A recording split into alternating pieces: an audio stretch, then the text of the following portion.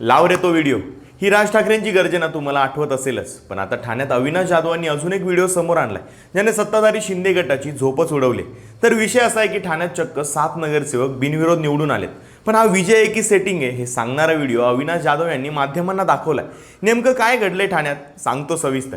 तर मनसे नेते अविनाश जाधव आणि ठाकरे गटाचे राजन विचारे यांनी एक व्हिडिओ दाखवत असा आरोप केलाय की ठाण्यात निवडणुकीच्या मैदानातून अचानक उमेदवार गायब होत आहेत। पोलीस कर्मचारी उमेदवाराला घेऊन उपमुख्यमंत्री एकनाथ शिंदेंच्या निवासस्थानी जातात आणि तिथं गेल्यावर तो उमेदवार आपला अर्ज आपोआप मागे घेतोय। मग हा लोकशाहीचा विजय आहे की पोलिसांच्या बळावर केलेला विश्वासघात, असा सवाल अविनाश जाधव यांनी केलाय। बरं, ते इथंच थांबले नाहीयेत, तर त्यांनी निवडणूक अधिकाऱ्यांवरही भ्रष्टाचाराचे आरोप केले। ज्या अधिकाऱ्यांच्या देखरेखीखाली हे बिनविरोधाचं नाटक झालंय त्यांना 2 दिवसांमध्ये बदला, नाहीतर मनसे स्टाईल धडक देऊ, असा इशारा अविनाश जाधव यांनी दिलाय। तर मनसे पक्षाचं तिकीट घेऊन माघार घेणाऱ्या गद्दारांना इशारा देताना ते म्हणाले, निवडणुका संपू द्या, मग या गद्दारांचा पाहुणचार आम्ही नक्कीच घेऊ, असं म्हणत बिनविरोध निवडून येणाऱ्या प्रकाराला सुद्धा मनसेने चॅलेंज केलंय।